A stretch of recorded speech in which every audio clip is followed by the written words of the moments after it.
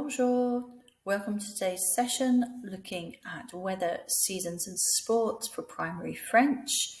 We're going to focus on middle and upper primary, but obviously you could do some of these activities with younger pupils as long as you differentiated accordingly and gave the necessary support. Okay, let's get started. As always, there's going to be a wide range of activities, modelling good practice and things you could actually do with your classes. So grab some paper and pen. We're going to start off with a wee warm-up. Weather would normally be taught, or often be taught, potentially lower down the school or introduced as part of daily routines. And so children may already know some of these words by the time they're in middle and upper primary. So let's have a wee go at this as a bit of revision, looking at prior learning. I'd like to focus on your knowledge of English, your knowledge of other languages perhaps, and look at the similarities and differences between French and English in terms of sounds and also in terms of spellings. And so here we're focusing on reading. So if you can write 1 through to 12, and then if you could try and match up 1 to 12 with A to L and see how you get on. You might only be able to do a couple, but don't worry. And just to point out that the English translation is a direct translation to try and help you work out the French. You might want to pause the video here whilst you do this. And I would highly recommend saying the words out loud to yourself. Okay, so hopefully you've managed that or managed a little bit. Let's see, here are the answers so you can self-correct your work, okay? And I'm going to just point out the ones which you potentially would have been able to guess. So let's start off maybe with number 9. Il y a du soleil. Soleil being sun. Maybe you guessed that, the 2 S's. Maybe you've heard that word. Another one that you might have been able to get was il pleut. It's raining. Plip pleu, plip plop. The sort of onomatopoeic sound. You might have been able to get numbers 1 and 2. Il fait froid. Froid being it's cold and chaud being it's hot, because you might have seen those words froid and chaud talking about un chocolat chaud, for instance, or hot chocolate. So those are the ones that you're most likely to have been able to get. The other ones may well have been trickier. I'm just going to go over the pronunciation so you can hear them so that you know. Numéro 1, il fait froid. Try saying it with me. Il fait froid. Froid.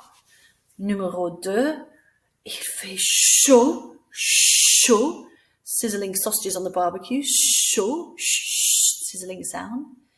Numéro 3, il fait mauvais, mauvais, miserable, me in both languages. Numéro 4, il fait beau, beau. It's nice, so maybe the sun is peeking out, it's popping out.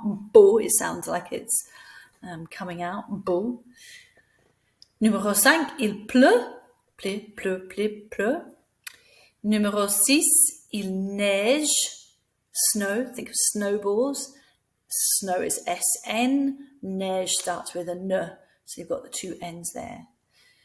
Numéro 7 et 8, these two are a bit trickier and probably quite likely they'd be more for upper school and for extension. Il grêle, it's hailing, and il gèle, it's freezing. Gel, thinking of hair gel, standing up on end. Maybe il grêle, gr, it's quite a harsh sound. As hail hits the ground, it's quite harsh. But they're not everyday words, so it's more likely that you would use those as extension. Numéro 9, il y a du soleil. Soleil, sun, draw a sun. Numéro 10, il y a du vent. Everyone be wind blowing around. Vent, V. Wind starts with a W. They're next to each other in the alphabet. That might be a way to remember them. Il y a du brouillard. Brouillard. Don't know where you're going, can't see anything. Maybe think of a cup of tea, otherwise known as a brew. It's very cloudy, you can't see anything. Brouillard. And numéro 12, il y a des nuages, clouds. Quite tricky one, I haven't come up with a way to remember that, but drawing clouds. So as we went through those, you'll see that I tried to come up with a mime, like il fait froid. Could also think of a word association, froid, making that sort of a sound, or a little story linking the sounds like a cup of tea, brouillard or brew.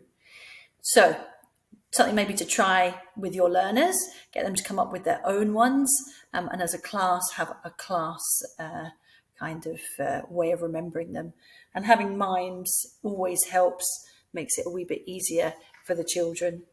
And something that's good to do is to either have a visual, you might have some flashcards, draw some images. There you can see I've got il fait froid, hat and gloves. So children can draw images and write the words and make little cards and make them into matchup, or make a little visual dictionary. You can see here 4 different words, 4 common ones. And you can see words in different colours here as well. So different options. You can also go with pictures. For instance, I'll try and find them. Il y a du soleil. So some sort of visual, some sort of mime, and hearing them. 3 different ways to introduce the words. Really useful to encourage all your learners. Once you've got a mime, you can play Jacques a dit. Jacques a dit, il pleut. Jacques a dit, il pleut. You can do the mime to help them. Jacques a dit, il fait chaud. Très bien. Jacques a dit, il y a du brouillard. Très bien, il y a du brouillard. Can't see where I'm going. Et il neige. Jack didn't say. So Jacques a dit is Simon says. Daily routine, when you're introducing the words to start off with, or even if you're not teaching it and you want to just try to get children to hear it, you can say regardez, look, regardez outside the window, look. Alors, aujourd'hui, today, aujourd'hui, il fait froid? Oui ou non? Oui ou non? Non. Aujourd'hui, il pleut? Oui ou non? Oui, il pleut. So in this one, the children are listening, they're looking at you, and they can literally just do oui or no, so verbal and non-verbal communication. And again, you can support with pictures or drawings on the board. And as children get older, you can ask them what the actual weather is that day. So mind reading game, you can play it in different ways. You can just think of a phrase or a word for weather, and the children can try and guess what you're thinking of by calling it out loud. And so in this instance, they'd be practicing saying the words, okay? So it helps again if you've got flashcards, okay, because you choose the flashcard from the pile and hide it from the learners. And if you're doing it with learners, then they can't change their mind halfway through. And children call out and you go oui or no. Another way of doing that is if children are not very confident at speaking, you can ask a learner to come up to the front and you maybe have the pictures on the board, okay, like this. They can point to one, so the other learners in the class know which one they've pointed to. You've closed your eyes, and so you're not seeing what's going on. And then you can guess which one has been chosen, okay? So you're doing the speaking in that instance, and the children are just listening and can go oui or no. So it depends on what skill you want to focus on. Similar game, but just 2 different ways of doing it. Dice game, so once you've built up and you've done individual words, you can maybe look at doing 6 different words or phrases. So you would write the words on the board. Numéro 1, il y a du soleil. Numéro 2, il pleut, etc. Now you can write them in French, you can do them in English, you can have a phrase, a keyword, or you could stick your pictures up with numbers next to them, okay? The children work in pairs or small groups, they roll the dice, and whatever number they get, they have to say that phrase or word in the corresponding language. So if it's in French, they would say it out loud in French and then translate it into English. If it's in English, they would say it into French. So in this sense, you can get the children to be reading, speaking, okay, listening to each other, and you could also get them to write it. So if it was in English, like it's sunny, they could actually write it on a wee whiteboard. So again, just a way of showing you how you can have the same game and you can use it with a multi-composite class or for differentiation and extension, depending on where your children are at. Lastly, a running dictation. So you could use, for instance, just these little cards that maybe you or the children have made, with or without pictures. This would be maybe number one. You could just have a post-it with 8 phrases on. You stick it up on the wall. The children work in a group. One person at a time goes up to the wall. They read their little card or their number, like number 1. Go back to the group, say it out loud to the group, and somebody in the group is described and writes it down. Then the next person, number 2, goes up to the phrase, a different phrase. So it might be labeled as number 2, or it might be a different phrase in the classroom. And they have to remember it and go back and tell their group. So you go around the whole group, and the scribe also changes so the scribe can go up. So running dictation. So really good for bringing all skills together. So they have to listen to each other, they have to read, and they have to write, and they have to talk. And it's also a bit of brain gym because there's quite a lot to remember. Okay, so that was just some different activities. You'll be able to access this PowerPoint, and it's got the sound files in it so that you can have a go at listening to the phrases in your own time. If I'm teaching weather, I like to divide it up into 3 groups. So I like to look at the il fait phrases first of all, the il y a phrases, and then the il phrases with the so there are 3 different types. So these ones are adjectives, il fait plus an adjective. Il fait beau, il fait mauvais, il fait chaud, il fait froid. And in French we say il fait for weather. But if we were saying that something is cold in terms of the temperature of a hot chocolate, we would use c'est chaud, okay? But here we use il fait. You can ask the question about the weather in 3 different ways. Here I've given you some examples.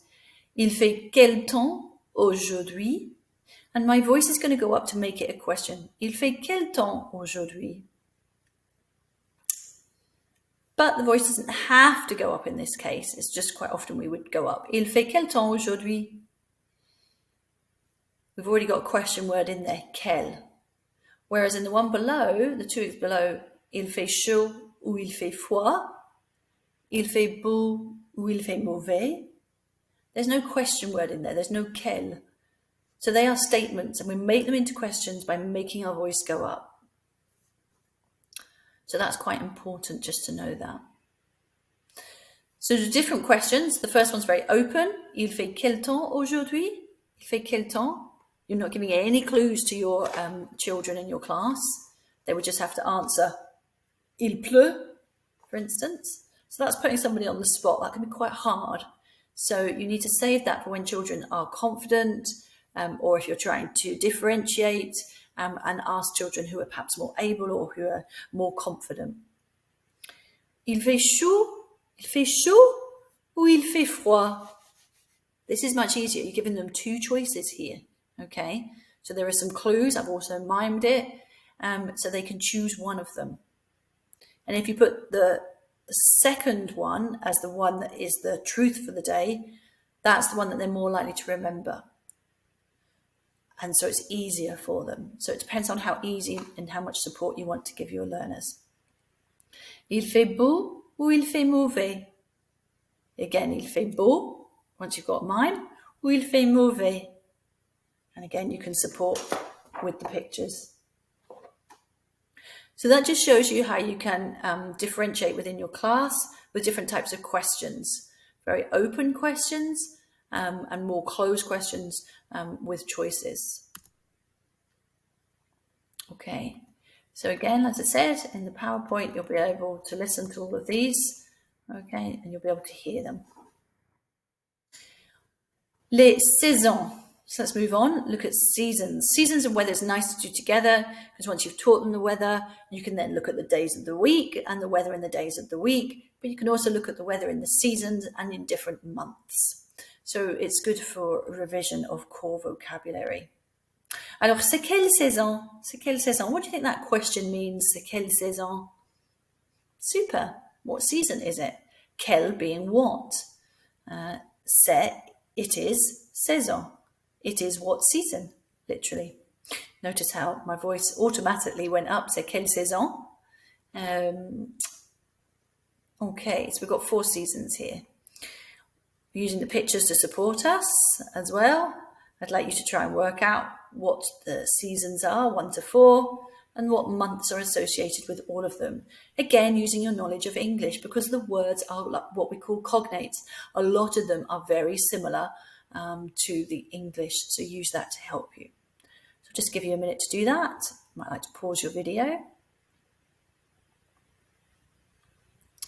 Okay, so hopefully you worked out. Le printemps is spring, and it's Mars, Avril, May, March, April, May. L'été is summer, juin, juillet, août.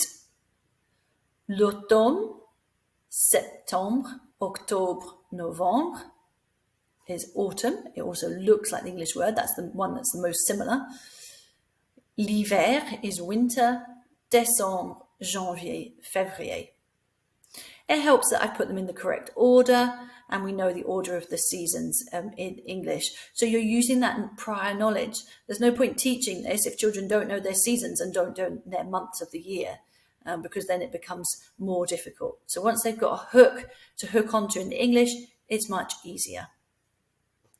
You might like to get the children, especially lower down the school, to create a visual dictionary. This is what weather in the middle, quel temps fait-il? Another question. And you could put the 4 seasons here, okay? I've got 4 different weather phrases, but it could be 4 different seasons with the weather associated with it. Bien, so a good little warm-up. Another nice thing to do is to take children outside and play a playground game called pêcheur and poisson, fishermen and fishes. So you can do this game with any vocabulary, but it works particularly well, as my top tip says here, with things that are in a series. So months, days of the week, numbers. You can do it with words of a song if you've taught them, like the colours of the rainbow, but it works. They have to remember them in an order. So that's what's important here. Split your group into 2. So you'd have maybe 1/3 being the fishermen here, and the 2/3 being the fishes, and they go and stand away so they can't hear what the fishermen are going to say. The fishermen work together. The teacher explains what topic they're working on. So we're working on months, for instance. So the fishermen have to decide on a month. That's going to be their code word. So they huddle together. Do we all know it? Yeah, okay, March, Mars. Make sure they all know it in French. They then put their hands up, okay, they're joined in a circle with their hands up, and the fishes come in, and the fishes go in and out, weaving in and out through the arches that are created by the people with their hands up. So just be careful that pupils aren't running and banging heads, because it can get a little bit full on otherwise. As the children are coming in and out, then the fishermen are chanting the months. When they get to their one, so they're doing it in order, when they get to their code word, they put their hands down, and whoever is caught under their hands or in the circle then becomes a fisherman. And then we start again. The fishes who are left go away, the fishermen huddle, choose another code word, still on the same topic, but a different one, and play resumes until there's only one person left. So yeah, it works really well with months, with seasons. It's a good warm-up. It's a good consolidation activity. Children really like it.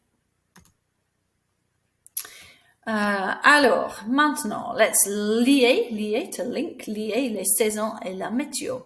It's really nice if you can start to build language and connect it up. So have a look at numéro 1 jusqu'au 4. And you'll see here I put the seasons. Can you work out what that little word before the season means? Au and en. Can you work that out? Well done if you did. It means in. And you'll notice that they're all en except for au with spring. It's the only exception. So au printemps, but en été, en automne, et en hiver.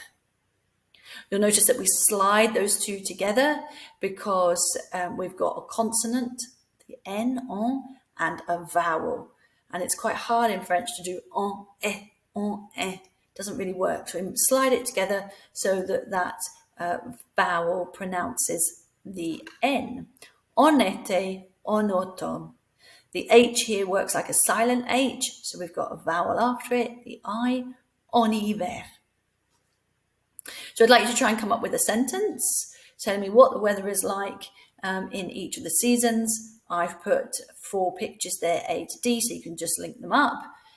So au printemps might be, au printemps, il pleut. Numéro 1 with C or lettre C. So you can start to give the alphabet in French once children know that. Have a go. Now you might like to just write down one C, or you might like to write down the whole sentence. It's up to you. So let's have a look. En été, numéro 2, en été, D, il y a du soleil, or il fait beau, or il fait chaud. Numéro 3, en automne, you might have had C, il pleut, or B, il y a du vent. And numéro 4, en hiver, il neige, il fait froid, or il gèle. Now, if you want to try and extend that, we can use connectors, so little words that link up our phrases to make a longer sentence. So this is one way of, again, extension, differentiation, multi-composite class. The same group can do the same activity and take it wherever they want to. So we might say numéro 1, au printemps, il pleut, mais il y a du soleil. So in spring, it's rainy or it's raining, but it's sunny. It's quite a nice, simpler activity. And what you can do then is to extend it, get the children to write their answers on a bit of paper, play snowballs, scrumple those up, the children throw those, somebody else picks it up and then has to look at it and has to say what that they have on the piece of paper in front of them. So it's a little translation exercise. If you don't like the idea of throwing bits of paper, then you can do it on mini whiteboards instead, and children can just do a walkabout with some background music, maybe a weather song like by Alain Lelay, and they can just translate. Okay, so again here, you'll see all the vocabulary with sound files, okay, to support you. And the question, il fait quel temps en hiver? So what's the weather like in winter? So linking the two together. Okay, we can turn that into a wee written activity just to consolidate what we've done. Here I've done it as a gap fill activity, providing support with the images, and we've already done part of this activity and seen this vocabulary, so it should be easier. So have a go at noting down the words that are missing from 1 to 4 and see if you can note them. Some of them we might have had. Some of them might be new. So it's a way of consolidating and also bringing in the next topic of sports. If I was doing this with a class who needed a bit more support, I'd give them a wee word bank with the words in the wrong order.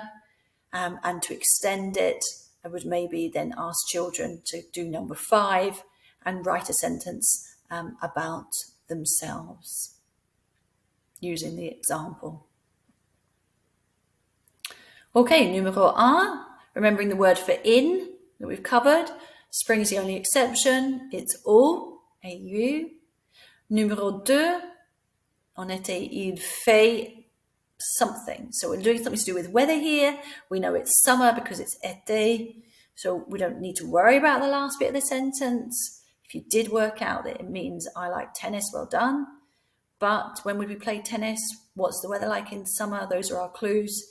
Il fait beau. Okay, or il fait chaud. Numéro 3. En something, il y a du vent et j'aime le football. So find the weather phrase there, du vent.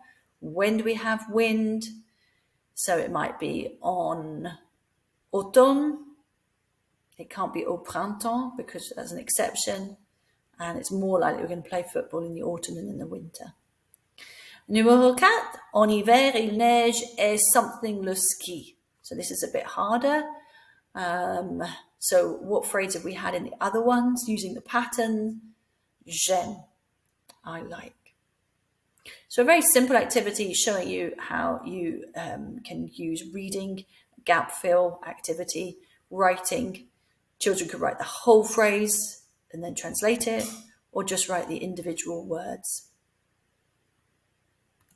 Okay, we're going to move on to sports. I'm going to pause here and come back to sports in a wee minute.